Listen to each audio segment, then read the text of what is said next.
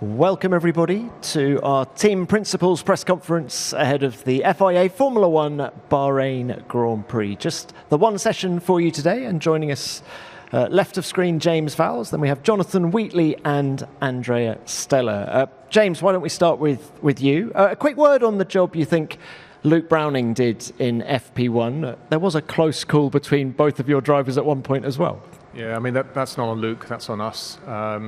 Luke did a brilliant job. I mean, I'm not sure how much you followed it, but fundamentally he was doing a lot of aerodynamic work for us. It's an opportunity to come back to where we were testing before with a car that's slightly different and just make sure we understand what's changed, how it's adapted. And so in that case, Luke really was doing a number of in-out runs, and we only gave him one time lap on the soft, and for his only one lap, I don't think it's a bad effort putting him P13 on the timesheet. So really, really happy with the work he did. Let's bring it onto the bigger picture now. You have already exceeded your points tally from 2024, 19 this year, 17 last year. When you look at the performance of the car, is that what you've been expecting, that level of performance? It's always hard to adjudicate a level of performance because it's relative. And so just putting some numbers to that, I think 60 milliseconds separated 5 cars in Q3 last week. The midfield is incredibly tight. So Q1 does not feel comfortable. You're scraping through by about a tenth and a half. It may not even feel comfortable for McLaren. It's just awfully tight now. And so to score those points is I mean, when you say those words, honestly, what it really does to me is I regret last year. It was just a very poor year for us, is how I see it. But I think more importantly, it's a demonstration that we're on a good pathway to improving the car year on year. What's really going to shake out is how all that midfield sort of develops against one another across the next 10 races or so. You talk about improving the car. Are we seeing an improved Alex Albon this year? He scored the majority of points for you. He's got through to Q3 at every race so far. Is he a better driver this year than last year? Yeah, I think undoubtedly. I remember the day I joined. I mean, I've known him since 2016, but the day I joined, I think he'd been through a lot is probably the polite way of putting it. And you saw a step from him every single year. And this year, he's really not putting a foot wrong. I can't fault anything that he's doing. It's absolutely on the money in terms of delivering. So he knew he had to step up with Carlos in the car, and he has. Word on Carlos. He spoke yesterday about the difficulties of changing teams, changing power units. What kind of a job do you feel he's done so far this year? I mean, I've said it already, that there's 2 ways to assess performance of a driver. The first is what they're doing in the car, and it will take him time. Our car has just a very different style of adapting to it than the Ferrari, and he's getting there. I think Japan already was a large step in performance. As I said to everyone else, the last person to win a race is him. He knows how to do this, and he'll be on the money very shortly. In terms of what he's doing, though, even out of the car is faster thanks to the work and the work ethic he's put in and how he really develops with the engineers. And that's why Carlos was my #1 target. It's because he's absolutely brilliant at developing teams, and he's really already bringing that to the table. And then above that, as you saw, he's a part-time strategist, but quite good in that regard. And part of the reason why we have the point score is thanks to his help supporting Alex. Have his difficulties been exaggerated by the closeness of the field? I mean, if you ask, I don't think so. I use relative gaps, as does he. I mean, yes, the difference now is when you're a tenth off, there's 4 cars that shuffle in between the 2, but it's a relative numbers game. I mean, between him and Alex, I don't think there'll be a millisecond to spare when both are on song, and that's what he's reviewing, that's what I'm reviewing as well. James, thank you for that. I'm sure there'll be more questions in a while. Talking of changing teams, Jonathan, let's come to you now. Welcome to the FIA press conference. New team, new role for you this year as well. How are you settling into those 2 arenas? Well, actually, I was just saying to the guys before we came in here, it's exciting. I'm re-energized. There's an energy in the company in this transition from Sauber to the Audi Formula One project. I feel like I'm in absolutely the right place, to be honest. My family and we've moved to Switzerland, this amazing country which I've kind of driven through but never stayed in. And honestly, we're making a home for ourselves there. And honestly, I feel very, very at home at Sauber. You've spent many years observing team principals. How are you approaching the role yourself? That's a really odd question, if I may say. Observing the job they do, James. Just how are you approaching the role? No, I think, I've made, so I started, for those that don't know, I started in Formula One as a mechanic back in 1991. And I've forged my own path really since then.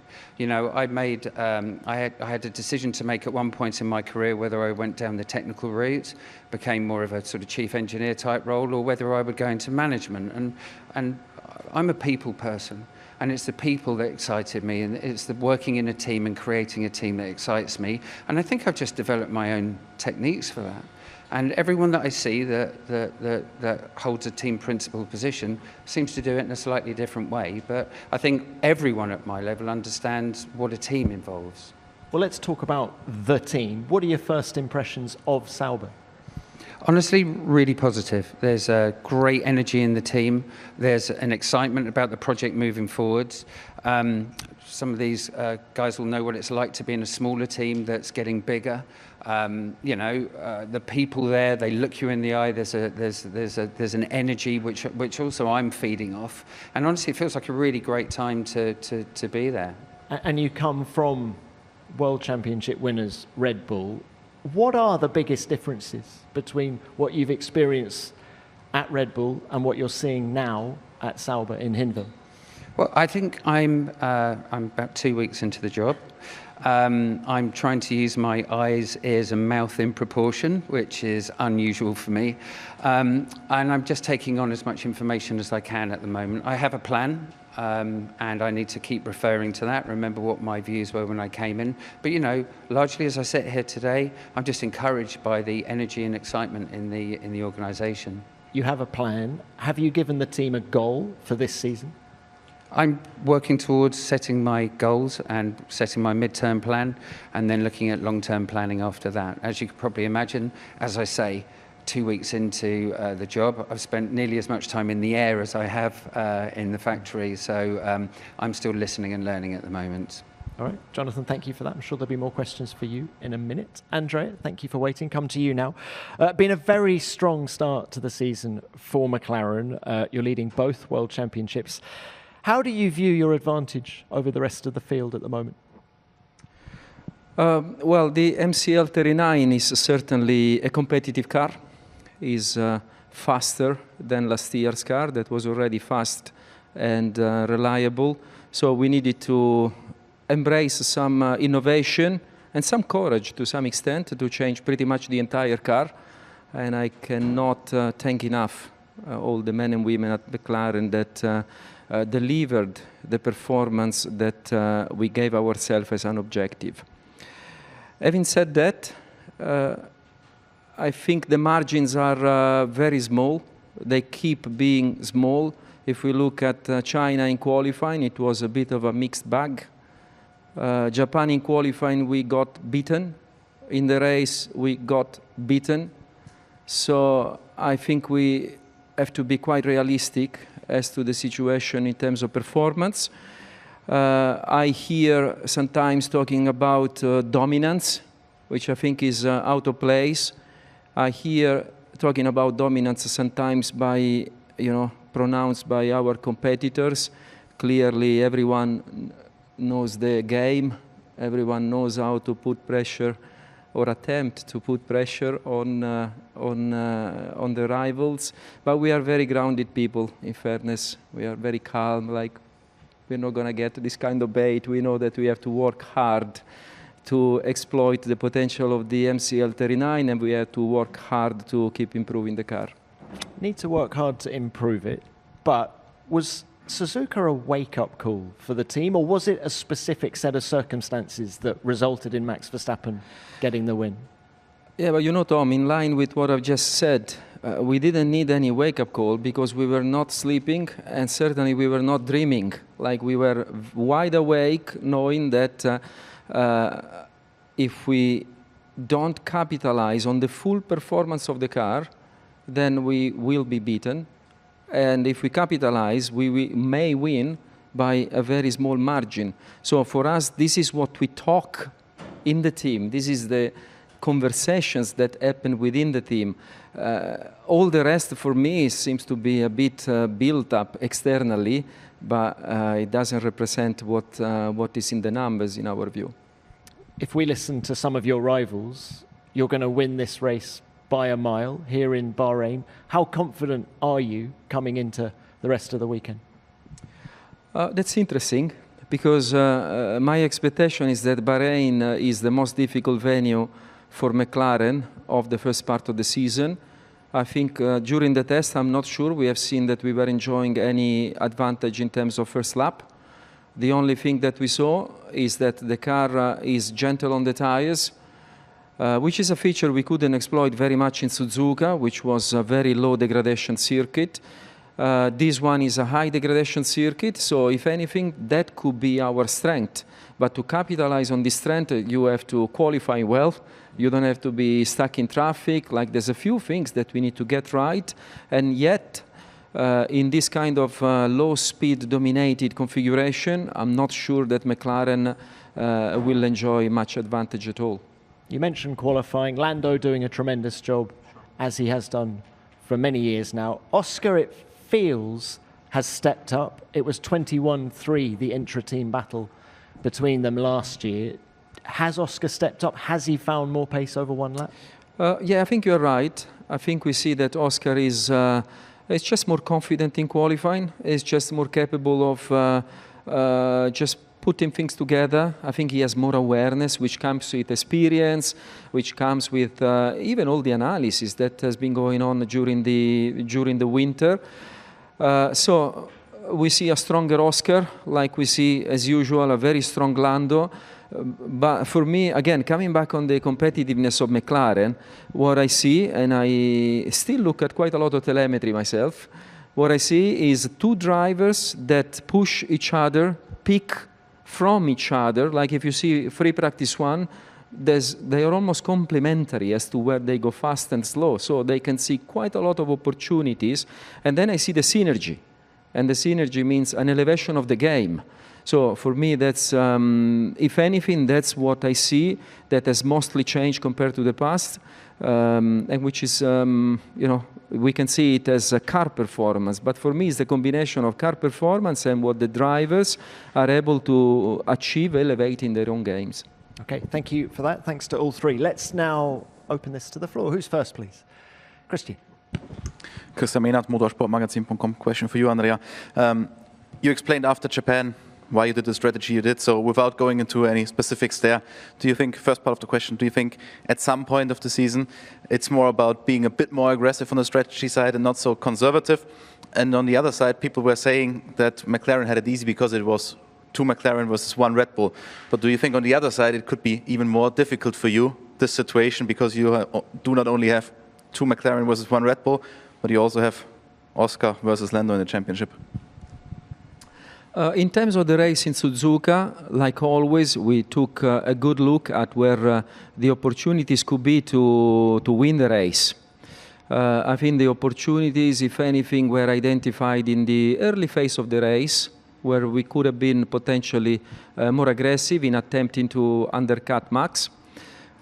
This would have not been executed without a significant amount of risks of going in traffic at a circuit in which you have no tire degradation and difficulties to overtake.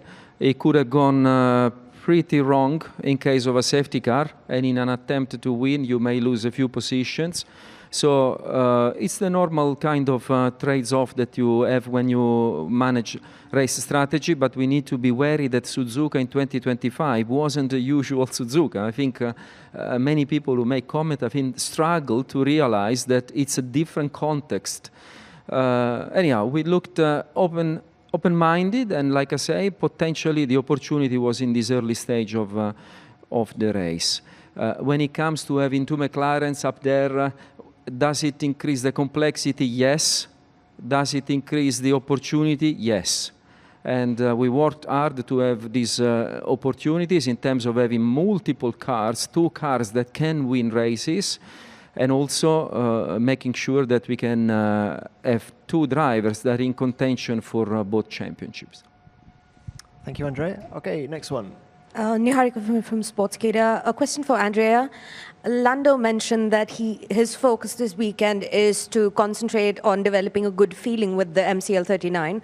Where exactly has it gone away from him, or where exactly is he uncomfortable with the car? And what are his struggles exactly when it comes to getting a good feeling with that car? Yes, actually you are right. I think on Lando's side there's especially a particular phase of driving the car that doesn't make him entirely comfortable. I think we achieved a very good understanding of what that is.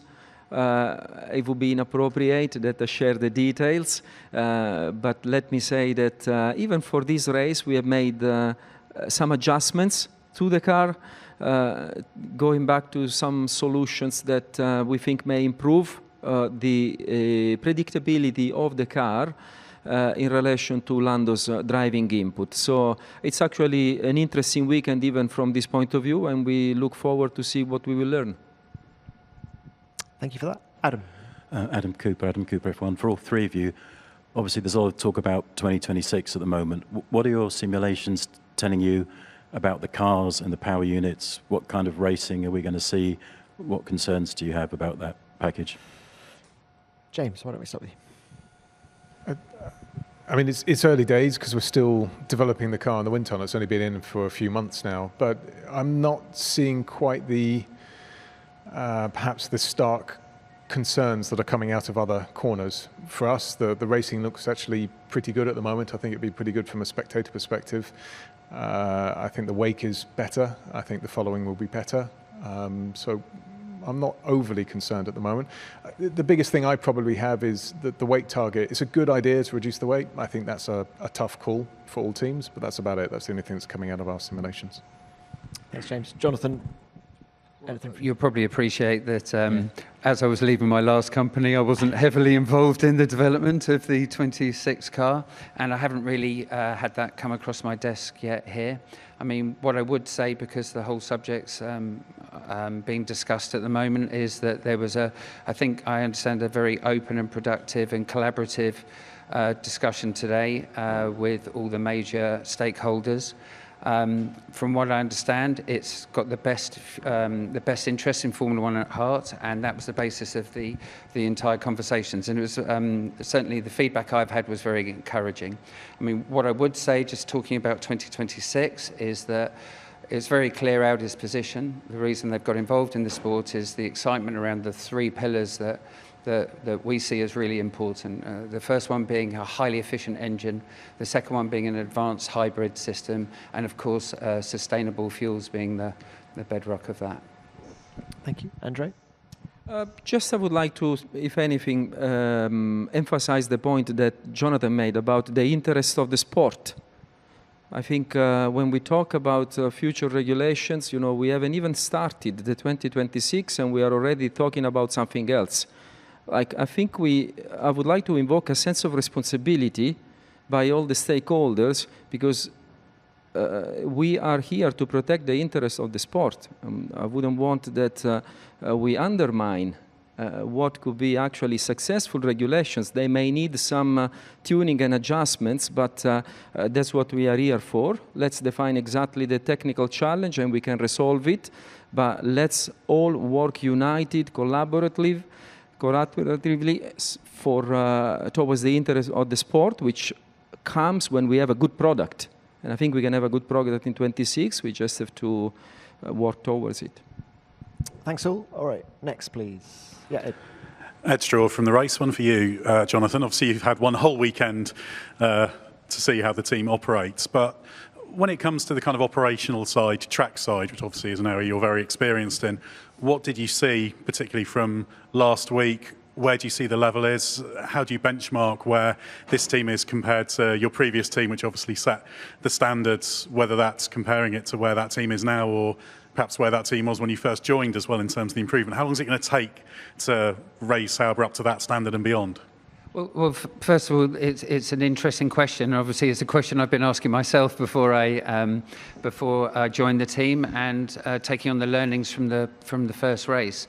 I mean, what I would have to say, I even arrived at that race a little bit later than I would have done normally. I didn't really have time to immerse myself, and I've kind of given myself a target of the first 3 races that I'm with the team. It's a triple header. It's very, very interesting how a team performs over a triple header, whether there's accident damage, how you recover from that, fatigue, and you get a really good picture of how a team operates at the end of that period. And I really am trying to not jump to any conclusions. I'm using a lot of pen ink at the moment, making notes, trying to put those notes into some kind of thing. But what, you know, I'll say that I'm encouraged with the openness and the willingness to learn that I've experienced in the team so far, and the positive energy. I mean, this is, you know, it's a people business. And if you don't have that creative energy, if you don't have that energy, then you're not going to keep moving forward, which of course is our plan. Our plan is just keep building on these little bits of momentum that we pick up that you probably can't even pick up on, because it's not all about on-track performance. Thank you, Jonathan. Who's next? Ian, yep. Ian Parks, Racing News 365. Another question for yourself, Jonathan. You worked obviously alongside one of the foremost team principals of the past 2 decades. What have you learned from him that will stand you in good stead going forward in your new role now? I think I've learned from everybody that I've worked with in this business over the last 34 years. So I wouldn't focus particularly on one individual, because there's a learning exercise in this job every single day. And I've been open to learning, open to listening, watching how people react, and people that you respect and people that you've worked for a long time. I worked at the last team for 19 years. I want to be my own team principal. I want to lead the team along with Mattia in my own way. And I've always been pretty sure of my own thoughts and my own views. I have a plan for how we can start this transformation journey and carry the momentum through it. And I'll keep referring to it, but it's about the people in the team, and that's my focus. Thank you, Jonathan. Yep, Luke. Luke Smith from The Athletic. For all 3 of you, we got news yesterday that Robert Reid had resigned as the Deputy President of Sport for the FIA. He cited a governance crisis. How concerned are you by current goings-on at the FIA? James, why don't we start with you? Thank you. So I knew Robert well, and I think he's a good individual. He's clearly understands sport and where we are. I can't comment on why because it wasn't detailed inside his note either, particularly why and what concerns he had in that regard. That's something that is very much between him and what happened in the FIA. What I can say is this: we need arbitration, but the key behind all of this is that we all have the same goal, which is the best interest of the sport. What we need is a sport that fundamentally is moving forward in harmony with one another. And there's bits of it that aren't quite where they need to be at the moment, but that just needs to be resolved through conversation. With Robert, though, I wish him all the best. As I say, he's a brilliant character. Thank you. Jonathan, please. I think I would just say it looks like it's a private matter being dealt with in public. I don't have any comment on it, much like I wouldn't like the FIA to comment on how I run my team. Yeah, I don't have anything to add. Share exactly what James and Jonathan said. Okay, thanks all. John O' the Race. To Jonathan, you've come from decades of experience in British racing teams and at the heart of British Motorsport Valley. You've gone to a Swiss team that's been by itself in kind of Switzerland for 30 years. It's about to become a German car manufacturer works team. What are the complications in kind of marrying all these cultures up, and what identity kind of are you looking for this team to have going forwards? Well, as you say, it's simple. No, it's part of the challenge, part of the fun and the excitement I have around starting this new role at this new team. What I've found is at the moment I'm not seeing any issues in terms of the language of the team, the way people are getting on. There's an openness to learning. I'm going to try to learn German, but I don't want anyone testing me on that in the short term, please. It's part of the challenge of the role. And as you know, we're looking to expand our horizons a little bit. You know, as a team, you're right, it's a small team that's in the transition phase to becoming a fully fledged Formula One team. There's a myriad of projects that we need to get right, and one of those is meshing the people together. You know, and as a team, we need to get comfortable with being uncomfortable, because change is coming, and we have to be at the forefront of that, and we need to have a clear roadmap as to where we're headed, and I believe we're on that roadmap at the moment. Thank you, Jonathan. Who's next? Yeah, Stu. Sorry, I was just taking the notes down of that on my notebook.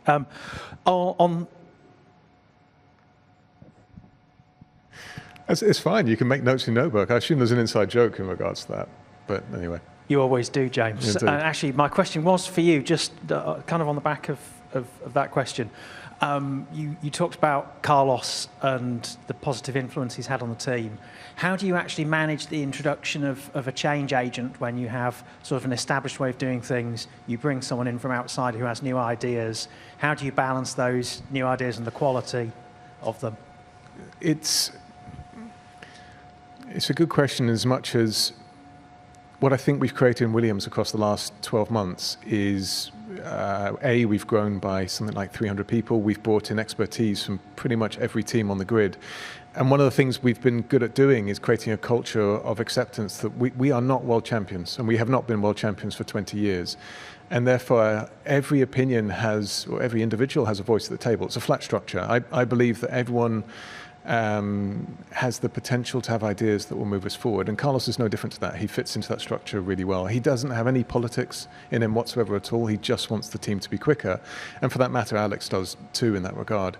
So I haven't actually had to do a tremendous amount apart from that initial almost laying the law down that we are not world championship material. And by the way, even if we were and we were winning races, you can still be learning, and you have to outlearn your rivals. You have to outdevelop your rivals. And so that culture is fundamental to a successful racing team in my experience. But as I say, what really helps with it is that Carlos just has a manner to him that is constructive. It's not about him, it's about, if we do this, we will find performance together, and that brings everyone on the journey. Thank you, James. Luke, back to you. Luke Smith from The Athletic. Andrea, a question for you. You talked about the possible aggression you could have done with strategy in Suzuka. Lando spoke yesterday about his approach to risk, and obviously in a championship fight that does change a little bit. How have you changed your approach to risk compared to previous years? Do you sort of have the long game a bit more in mind now you're at the very forefront of the field?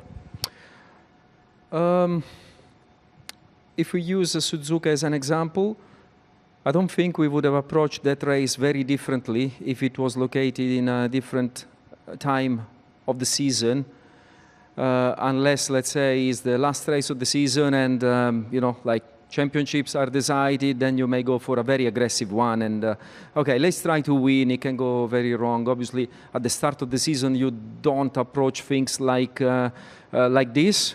But in general, you know, I would like to stress that the downsides of an aggressive strategy in that case could have been quite considerable. So, yeah, there's a bit of influence, if you want, of being at the start of the season and let some races unfold, learn a bit more, but not substantial. Thanks, Andrea. Yeah, Jonathan raised another one to Andrea. Looking back at Suzuka, you've talked about the benefits of both drivers pushing each other on, and it's great for the team, it's great for the Constructors' Championship. But do you think there are downsides from having to treat two drivers fighting equally for the championship when it comes to races? And are you prepared for the day where you might have to make a call that's going to favour one of them in a bid to win a race and the other one's going to be upset? You know, I can't exclude that this may happen. You know, like I said before, there's advantages of having two extremely competitive drivers. I think the advantage in the long term is dominant. Like, that's what you want, in my view. But there could be episodically some situations which may leave one of the two drivers a little upset because the team needed to make a decision or because of how the race unfolded. So we are very, very aware of this. And, you know, like internally, we don't talk like if this happens. We talk when this happens, because we are aware it's a very difficult business. We are aware as a team, and Lando and Oscar as well. Thank you. If we're quick, no? Okay, we'll leave it there. Gentlemen, thank you very much. Best of luck for the rest of the weekend. Thank you. Thank you. Thank you.